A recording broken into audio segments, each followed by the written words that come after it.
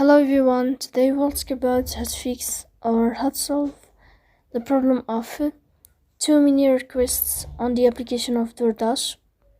You will click on settings. In this page you can click on apps, default apps, app settings.